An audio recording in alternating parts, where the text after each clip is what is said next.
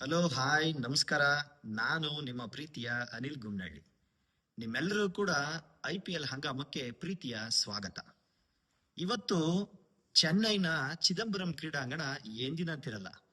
ಒಂದು ಕಾಲದಲ್ಲಿ IPL ನಲ್ಲಿ ತನ್ನದೇ ಸಾಮ್ರಾಜ್ಯವನ್ನ ಸ್ಥಾಪಿಸಿದಂತಹ ಎರಡು ಬಲಿಷ್ಠ ತಂಡಗಳು ಇವತ್ತು ಒಂದು ಗೆಲುವಿಗಾಗಿ ಸೆಣಸಾಟಕ್ಕೆ ಸಜ್ಜಾಗಿದ್ದಾವೆ. 5 ಬಾರಿ ಚಾಂಪಿಯನ್ ಆದಂತಹ ತವರಿನ ಅಂಗಳದಲ್ಲಿ ಕಣಕ್ಕಿಳಿತಕ್ಕಂಥ CSK ತಂಡ ಒಂದು ಕಡೆ ಆದ್ರೆ, 3 ಬಾರಿ IPL ಚಾಂಪಿಯನ್ ಆಗಿದ್ದಂತ KKR ತಂಡ ಒಂದೂ ಗೆಲುವನ್ನ ಕಾಣದೆ ಒಂದಾದ್ರೂ ಗೆಲುವನ್ನ ಇವತ್ತು ಪಡಿಲೇಬೇಕು ಅನ್ನೋ ಹಂಬಲ ಇವತ್ತಿನ ಕ್ರೀಡಾಂಗಣದಲ್ಲಿ ಕಾಣಿಸ್ತಾ ಇದೆ. ಈ ಎರಡು ಬಲಿಷ್ಠ ತಂಡಗಳ ಒಂದು ಹೋರಾಟವನ್ನ ನಾವಿವತ್ತು ನೋಡ್ಲಿಕ್ಕೆ ಸಜ್ಜಾಗಿದ್ದೀವಿ. ಚಿದಂಬರಂ ಸ್ಟೇಡಿಯಂನಲ್ಲಿ CSK ತಂಡ ಮೇಲುಗೈಯನ್ನ ಸಾಧಿಸಿದ್ರೂ ಕೂಡ KKR ತಂಡವನ್ನ ನಾವು ಅಷ್ಟು ಸುಲಭವಾಗಿ ಅಲ್ಲಗಳೆಯುವಂತಿಲ್ಲ. ಬಲಿಷ್ಠ ಆಟಗಾರರಿಂದ ಕೂಡಿರ್ತಕ್ಕಂಥ KKR ತಂಡ ಇವತ್ತು ಚೆನ್ನೈಗೆ ಸೋಲಿನ ರುಚಿಯನ್ನ ತೀರಿಸುತ್ತಾ ಅಂತಕ್ಕಂಥದ್ದು ನಮ್ಮ ಪ್ರಿಡಿಕ್ಷನ್. ಅದುವೇ ಇವತ್ತಿನ ವಿಶೇಷ. ಚಿದಂಬರಂ ಸ್ಟೇಡಿಯಂನಲ್ಲಿ KKRಗೆ ಮೊದಲ ಗೆಲುವು ಅಂತಕ್ಕಂಥದ್ದು. Chidambaram stadium pitch red soil ಹೊಂದಿರೋದ್ರಿಂದ ಯಾವುದೇ ತಂಡ ಟಾಸ್ ಗೆದ್ರೆ ಮೊದಲಿಗೆ ಫೀಲ್ಡ್ ಮಾಡ್ತಾರೆ. ಈಗಾಗಲೇ ಆ ಒಂದು ಸ್ಟೇಡಿಯಂನಲ್ಲಿ ಅತ್ಯುತ್ತಮವಾದ ಪ್ರದರ್ಶನಗಳು ಕಂಡು ಬಂದಿರೋದ್ರಿಂದ ಇವತ್ತು ಕೂಡ ಎರಡೂ ತಂಡಗಳಲ್ಲಿ ಒಂದು ಸ್ಟ್ರಾಂಗ್ ಲೈನಪ್ ಅನ್ನು ನಾವು ಕಾಣಬಹುದು. ಮೊದಲಿಗೆ ನಾವು CSK ತಂಡದ ಪ್ಲೇಯಿಂಗ್ 11 ನೋಡ್ತಾ ಬರೋದಾದ್ರೆ, ಸಂಜು ಸ್ಯಾಮ್ಸನ್ ಅವರು ಇವತ್ತು ಅತ್ಯಂತ ಆಕರ್ಷಣೀಯವಾಗಿ ಕಾಣ್ತಾರೆ. ಮೊದಲ 3 ಪಂದ್ಯಗಳಲ್ಲಿ ವೈಫಲ್ಯವನ್ನು ಅನುಭವಿಸಿದಂತ ಸಂಜು ಸ್ಯಾಮ್ಸನ್ ಕಳೆದ ಪಂದ್ಯದಲ್ಲಿ ದಿಢೀರಂತಾನೆ ಶತಕವನ್ನ ಬಾರಿಸಿ DC ವಿರುದ್ಧ CSK ತಂಡಕ್ಕೆ ಮೊದಲ ಗೆಲುವನ್ನು ದಕ್ಕಿಸಿಕೊಂಡಿದ್ರು. ಅವರಿಗೆ ಬೆನ್ನೆಲುಬಾಗಿರ್ತಕ್ಕಂಥವ್ರು ಯುವ ಆಟಗಾರ ಆಯುಷ್ ಮಾತ್ರೆ. ಈಗಾಗಲೇ 2 ಅರ್ಧಶತಕವನ್ನ ಗಳಿಸಿ ತನ್ನ ಪ್ರತಿಭೆಯನ್ನ ಸಾಬೀತುಪಡಿಸಿದ್ದಾರೆ. ಆದ್ರೆ ಇಲ್ಲಿ ಬಹಳ ವೈಫಲ್ಯವನ್ನ ಕಾಣ್ತಾ ಇರತಕ್ಕಂಥದ್ದು ಅದ್ಭುತ ಕಲಾತ್ಮಕ ಆಟಗಾರ, ತಂಡದ ನಾಯಕನಾಗಿರ್ತಕ್ಕಂಥ ಋತುರಾಜ್ ಗಾಯಕ್ವಾಡ್. ಅವರ ಬ್ಯಾಟ್ ಇಂದ ಇನ್ನೂ ಕೂಡ ರನ್ ಬರ ಅನುಭವಿಸ್ತಾ ಇದ್ದಾರೆ. ಇನ್ನ ದುಬೆ ಅವರು ಕಡೆಯಲ್ಲಿ ಉಪಯುಕ್ತವಾದಂತಹ ಒಂದು ಬ್ಯಾಟಿಂಗ್ ನೆರವನ್ನ ತಂಡಕ್ಕೆ ನೀಡ್ತಾ ಇದ್ದಾರೆ. ಆದ್ರೆ ಬ್ರೇವಿಸ್ ಅವರಿಗೆ ಇನ್ನೂ ಕೂಡ ಉತ್ತಮವಾದ ಫಾರ್ಮ್ಗೆ ಬರಲು ಅವಕಾಶ ಸಿಕ್ಕಿಲ್ಲ. ಇನ್ನು ಸರ್ಫರಾಜ್ ಖಾನ್ ಅವರು RCB ವಿರುದ್ಧ ಅತ್ಯುತ್ತಮವಾದ ಅರ್ಧಶತಕವನ್ನು ಗಳಿಸಿ ತಾನೇನು ಅನ್ನೋದನ್ನ ಸಾಬೀತುಪಡಿಸಿದ್ದಾರೆ. ಇನ್ನು ನಾವು CSK ತಂಡದ ಬೌಲಿಂಗ್ ವಿಭಾಗವನ್ನು ಬರೋದಾದ್ರೆ, ಖಲೀಲ್ ಅಹಮದ್ ಅವರು ಉತ್ತಮವಾಗಿ ಬೌಲಿಂಗ್ ಅನ್ನ ಮಾಡ್ತಾ ಇದ್ದಾರೆ. ಕಾಂಬೋಜ್ ಅವರು ಅತಿ ಹೆಚ್ಚು ವಿಕೆಟ್ ಅನ್ನು ಗಳಿಸಿರ್ತಕ್ಕಂತ ತಂಡದ ಒಬ್ಬ ವೇಗದ ಬೌಲರ್ ಆಗಿದ್ದಾರೆ.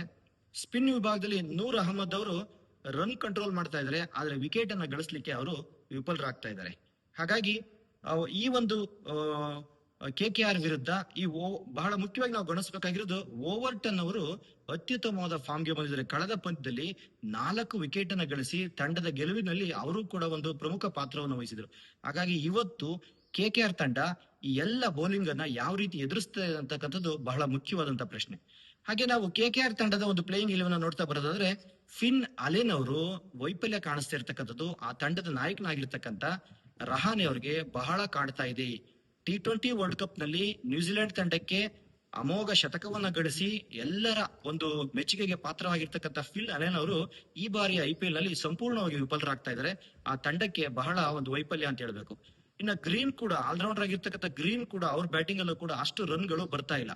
ಆರಂಭದಲ್ಲಿ ರಹಾನೆ ಅವರು ಉಪಯುಕ್ತ ಬ್ಯಾಟಿಂಗ್ ಮೂಲಕ ತಂಡದ ಒಂದು ರನ್ ಅನ್ನ ಏರಿಸ್ತಾ ಬಂದ್ರೆ ಅವ್ರಿಗೆ ಯಾರು ಕೂಡ ಸಹಕಾರಿ ಆಗ್ತಾ ಇಲ್ಲ. ಆದ್ರೆ ರಘುವಂಶಿ ಅವರು ಈಗಾಗಲೇ 2 ಅರ್ಧಶತಕವನ್ನು ಗಳಿಸಿ ರಹಾನೆ ಅವರಿಗೆ ಉತ್ತಮ ಸಾಥನ್ನ ಕೊಟ್ಟಿದ್ದಾರೆ. ತಂಡದ ಕೋಚ್ ಅವ್ರ ಮೇಲೆ ಇಟ್ಟಿರ್ತಕ್ಕಂಥ ಜವಾಬ್ದಾರಿಯನ್ನ ಸಮರ್ಥವಾಗಿ ನಿಭಾಯಿಸ್ತಿದ್ದಾರೆ. ಆದ್ರೆ ರಹಾನೆ ಮತ್ತು ರಘುವಂಶಿ ಅವರ ಬ್ಯಾಟ್ ಇಂದ ಬರ್ತಾ ಇರ್ತಕ್ಕಂಥ ರನ್ನು ಆ ತಂಡದ ಗೆಲುವಾಗಿ ಪರಿವರ್ತಿಸಲಿಕ್ಕೆ ಇದುವರೆಗೂ ಸಾಕಾಗಿಲ್ಲ. ಹಾಗೆ ರಿಂಕು ಸಿಂಗ್ ಅವರ ವೈಫಲ್ಯವನ್ನ ನಾವೆಲ್ಲರೂ ಕೂಡ ಹೇಳಲೇಬೇಕು. ಒಬ್ಬ ಅದ್ಭುತ ಬಿರುಸಿನ ಆಟಗಾರನಾಗಿರ್ತಕ್ಕಂಥ ರಿಂಕು ಸಿಂಗ್ ಇದುವರೆಗೂ ಒಳ್ಳೆಯ ಮೊತ್ತವನ್ನ ಕಲೆ ಹಾಕ್ಲಿಕ್ಕೆ ವಿಫಲರಾಗಿದ್ದಾರೆ. ಹಾಗೆ ನಾವು ಆ ತಂಡದ ಬೌಲಿಂಗ್ ವಿಭಾಗವನ್ನು ನೋಡುತ್ತಾ ಬರೋದಾದ್ರೆ, ಬಹಳ ಮುಖ್ಯವಾಗಿ ಇವತ್ತು ಮಹೇಶ್ ಪತಿರಾಣ, ಹಿಂದೆ ಚೆನ್ನೈ ತಂಡಕ್ಕೆ ಆಡಿದಂತ ಪತಿರಾಣ ಇವತ್ತು ಆ ತಂಡದ ವಿರುದ್ಧನೇ ಇವತ್ತು ಬೌಲಿಂಗ್ ಮಾಡಕ್ಕೆ ಇಳಿತಾರೆ ಅಂತಕ್ಕಂಥದ್ದು ಆ ಚೆನ್ನೈನಲ್ಲಿರ್ತಕ್ಕಂಥ ಎಲ್ಲ ಅಭಿಮಾನಿಗಳಿಗೆ ಒಂದು ರೀತಿಯ ಕಾತುರ ಆಗಿದೆ. ಆದ್ರೆ ಬಹಳ ಮುಖ್ಯವಾಗಿ ನಾವು ಗಮನಿಸಬೇಕಾಗಿರೋದು ವರುಣ್ ಚಕ್ರವರ್ತಿ ಅವರ ವೈಫಲ್ಯ. ಭಾರತ ತಂಡದ ಬೌಲಿಂಗ್ ಸ್ಪಿನ್ ದಾಳಿಯ ಒಂದು ಮೊನಚನ್ನ ಹೊಂದಿದ್ದಕ್ಕಂತ ವರುಣ್ ಚಕ್ರವರ್ತಿ ಈ ಬಾರಿ IPL ನಲ್ಲಿ ತನ್ನ ಜಾದೂನ ತೋರಿಸ್ಲಿಕ್ಕೆ ಅವರು ಸಂಪೂರ್ಣವಾಗಿ ವಿಫಲರಾಗಿದ್ದಾರೆ. ಹಾಗೆ ಅಲ್ಲಿ ವೈಭವ್ ಅರೋರಾ ಅವ್ರನ್ನ ಬಿಟ್ರೆ ಇನ್ಯಾರು ಕೂಡ ಅಷ್ಟು ಪರಿಣಾಮಕಾರಿಯಾಗಿ ಬೌಲಿಂಗ್ ಮಾಡಲು ಸಹಾಯಕ ಆಗಿಲ್ಲ. ಅರೋರಾ ಅವರಿಗೆ ಒಂದು ಉತ್ತಮ ಸಾಥ್ ಸಿಕ್ಕಿಲ್ಲ. ನರೇನ್ ಅವರು ಒಳ್ಳೆಯ ಸ್ಪಿನ್ ಜಾದೂಗಾರ. ಕಳೆದ IPL ಗಳಲ್ಲಿ KKR ತಂಡ ಹಲವಾರು ಗೆಲುವನ್ನ ಕಂಡಿರೋದ್ರಲ್ಲಿ ನರೇನ್ ಅವರ ಬ್ಯಾಟಿಂಗ್ ಮತ್ತೆ ಬೌಲಿಂಗ್ ಎರಡೂ ಕೂಡ ಅಪ್ರತಿಮವಾದಂತ ಒಂದು ಪ್ರದರ್ಶನ ಅಂತ ನಾವ್ ಹೇಳ್ಬೇಕು. ಆದ್ರೆ ಈ ಬಾರಿ ಕೂಡ ನರೇನ್ ಅವರು ಹೆಚ್ಚು ವಿಕೆಟ್ ಗಳನ್ನ ಗಳಿಸ್ಲಿಕ್ಕೆ ಪರದಾಡ್ತಾ ಇದ್ರೆ ಅವ್ರ ಬ್ಯಾಟಿಂಗ್ ಕೂಡ ರನ್ ಅನ್ನ ನಾವು ಅಷ್ಟಾಗಿ ನಿರೀಕ್ಷೆ ಮಾಡಕ್ಕೆ ಸಾಧ್ಯ ಆಗಿಲ್ಲ. ತ್ಯಾಗಿ ಅವರು ಉಪಯುಕ್ತವಾಗಿ ಬೌಲಿಂಗ್ ಮಾಡ್ತಾ ಇದ್ದಾರೆ, ಆದ್ರೆ ಅವರು ರನ್ ಕಂಟ್ರೋಲ್ ಮಾಡೋದ್ರಲ್ಲಿ ವಿಫಲರಾಗ್ತಾ ಇದ್ರೆ, ವಿಕೆಟ್ ಕೂಡ ಕಬಳಿಸೋದ್ರಲ್ಲಿ ವಿಫಲರಾಗ್ತಾ ಇದ್ರೆ. ಹಾಗಾಗಿ ಇಷ್ಟನ್ನ ನಾವು ನೋಡ್ತಾ ಬರೋದಾದ್ರೆ ಎರಡೂ ತಂಡಗಳು ಕೂಡ ಏನು ಪ್ಲೇಯಿಂಗ್ ವಿಲೆವನ್ ಒಂದು ಅದ್ಭುತ ಆಟಗಾರರನ್ನೇ ಒಳಗೊಂಡಿದೆ. ಆದ್ರೆ ಆ ಅದ್ಭುತ ಆಟಗಾರರ ಪ್ರದರ್ಶನ ಆ ತಂಡಕ್ಕೆ ಎಷ್ಟರ ಮಟ್ಟಿನ ಗೆಲುವನ್ನು ತಂದುಕೊಡ್ತಕ್ಕಂಥದ್ದು ಬಹಳ ಮುಖ್ಯವಾಗ್ತದೆ. ಏಕೆಂದ್ರೆ ಚೆನ್ನೈ ಕ್ರೀಡಾಂಗಣ ಯಾವಾಗಲೂ ಕೂಡ ನಾವು ಹೆಡ್ ಅನ್ನು ನೋಡೋದು ಬರೋದ್ರೆ 8 ಪಂದ್ಯಗಳಲ್ಲಿ CSK ತಂಡ ಗೆಲುವನ್ನ ಗಳಿಸಿದೆ KKR ವಿರುದ್ಧ. KKR ತಂಡ ಇದೇ ಚೆನ್ನೈ ಕ್ರೀಡಾಂಗಣದಲ್ಲಿ 4 ಗೆಲುವನ್ನ ಗಳಿಸಿದೆ. ಆದ್ರೆ KKR ತಂಡಕ್ಕೆ ಒಂದು ಸಮಾಧಾನದ ವಿಷಯ ಏನಪ್ಪಾ ಅಂದ್ರೆ, ಕಳೆದ ಬಾರಿ ಆಡದಂತ ಪಂದ್ಯದಲ್ಲಿ ಇದೇ KKR ತಂಡ ಚೆನ್ನೈ ಕೋಟೆಯಲ್ಲಿ CSK ತಂಡಕ್ಕೆನೆ ಸೋಲನ್ನ ಒಂದು ರುಚಿಯನ್ನ ತೋರಿಸಿತ್ತು. ಅದು ಆ ತಂಡಕ್ಕೆ ಇವತ್ತು ಆಡ್ತಕ್ಕಂಥ ಪಂದ್ಯದಲ್ಲಿ ಒಂದು ಸಮಾಧಾನದ ವಿಷಯ. ಒಟ್ಟಾರೆ ಓವರ್ ಆಲ್ ನಾವು ಹೆಡ್ ನೋಡೋದಾದ್ರೆ CSK ತಂಡದ ಮೇಲುಗೈ ಸಾಧಿಸಿದೆ. 30 ಪಂದ್ಯಗಳಲ್ಲಿ 20 ಪಂದ್ಯಗಳಲ್ಲಿ CSK ತಂಡ ಗೆಲುವನ್ನ ದಾಖಲಿಸಿದ್ರೆ 11 ಪಂದ್ಯಗಳಲ್ಲಿ KKR ತಂಡ ಗೆಲುವನ್ನು ದಾಖಲಿಸಿತ್ತು.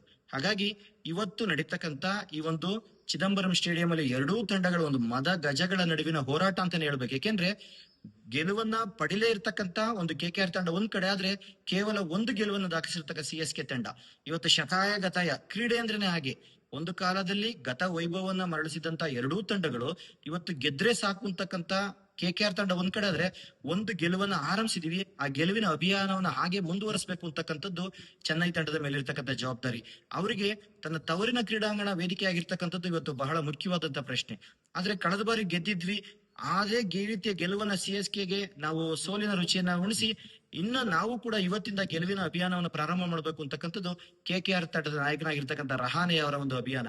ಹಾಗಾಗಿ ಇವತ್ತಿನ ಪಂದ್ಯ ಎಷ್ಟು ಕುತೂಹಲಕಾರಿಯಾಗಿದೆ ಅಂದ್ರೆ, ಎರಡೂ ತಂಡಗಳಲ್ಲಿ ಯಾರೇ ಗೆದ್ರು ಕೂಡ ಅತ್ಯಂತ ಎರಡೂ ತಂಡಗಳ ನಡುವಿನ ಒಂದು ಪ್ರತಿಸ್ಪರ್ಧಿ ಹೋರಾಟ ಅಂತಾನೆ ಕರಿಬೇಕು. ನಾವು ಈ ಎರಡೂ ತಂಡಗಳ ನಡುವಿನ ಒಂದು ಕೀ ಬ್ಯಾಟಲ್ ಅನ್ನ ನೋಡೋದಾದ್ರೆ ನರೈನ್ ವರ್ಸಸ್ ಮತ್ತೆ ಸಂಜು ಸ್ಯಾಮ್ಸನ್ ಈಗಾಗ್ಲೇ ಒಂದು ಅದ್ಭುತ ಶತಕವನ್ನ ಗಳಿಸಿ ಅವರು T20 ವರ್ಲ್ಡ್ ಕಪ್ ಅಲ್ಲೂ ಅಷ್ಟೇ ಆರಂಭದ ಪಂದ್ಯಗಳಲ್ಲಿ ವಿಫಲರಾಗ್ತಾರೆ. ಆ ನಂತರ ಅವರು ಯಾವ ರೀತಿ ಎದ್ದು ಬರ್ತಾರೆ ಅಂದ್ರೆ 3 ಅತ್ಯುತ್ತಮವಾಗಿ 80-90 ರನ್ಗಳನ್ನ ಗಳಿಸಿ ಭಾರತ ತಂಡಕ್ಕೆ T20 ವಿಶ್ವಕಪ್ ಅನ್ನ ಉಳಿಸ್ಕೊಡ್ಲಿಕ್ಕೆ ಅವರ ಒಂದು ಬ್ಯಾಟಿಂಗ್ ವೈಭವ ಅಂತಾನೆ ಕರಿಬೇಕು. ಇವತ್ತು ಕೂಡ ಅವರು ಆ ರೀತಿಯ ಒಂದು ಬ್ಯಾಟಿಂಗ್ ಫಾರ್ಮ್ ಅನ್ನ ಮುಂದುವರಿಸ್ತಾರ ಅಂತಕ್ಕಂಥದ್ದು ಬಹಳ ಕುತೂಹಲಕಾರಿಯಾದಂತ ಪ್ರಶ್ನೆ. ಅದೇ ರೀತಿ ನಾವು Khaleel Ahmed versus Phil Allen ಅವರು ವಿಫಲರಾಗಿದ್ರು ಕೂಡ ಅವರು ಕೂಡ ಸಂಜು ಸ್ಯಾಮ್ಸನ್ ತರನೇ ಆಡಿದ್ರೆ ಬಿಗ್ ಇನ್ನಿಂಗ್ಸ್ ಆಡ್ತಾರೆ. ಆರಂಭದಲ್ಲಿ ಅವ್ರು ವಿಕೆಟ್ ಗಳಿಸ್ಲಿಲ್ಲ CSK ತಂಡ ಅಂದ್ರೆ ಆ ನಂತರ ಫಿನ್ ಅಲೆನ್ ಅವರನ್ನ ಕಟ್ಟಿ ಆಗ್ತಕ್ಕಂಥದ್ದು ಬಹಳ ಕಷ್ಟ ಆಗ್ತದೆ. ಹಾಗಾಗಿ ಈ ಎರಡೂ ತಂಡಗಳ ಈ ಬ್ಯಾಟಲ್ಸ್ ಅನ್ನ ನೋಡೋಣ ಯಾವ ರೀತಿ ಇರ್ತದೆ. ಹಾಗೆ ನಮ್ಮ ಪ್ರಿಡಿಕ್ಷನ್ ಎರಡೂ ತಂಡಗಳು ನೋಡ್ಲಿಕ್ಕೆ ಅತ್ಯುತ್ತಮವಾಗಿ ಕಾಣ್ತಾ ಇದ್ದೇವೆ. ಆದ್ರೆ ಇವತ್ತಿನ ಪಂದ್ಯದಲ್ಲಿ ಯಾವ ತಂಡ ಮೇಲುಗೈಯನ್ನ ಸಾಧಿಸಿ ಗೆಲುವನ್ನ ದಕ್ಕಿಸ್ಕೊಳ್ಬಹುದು ಅಂತಕ್ಕಂಥ ನಾವೀಗಾಗಲೇ ಹಲವಾರು ಪ್ರಿಡಿಕ್ಷನ್ ಕೊಟ್ಟಿದೀವಿ.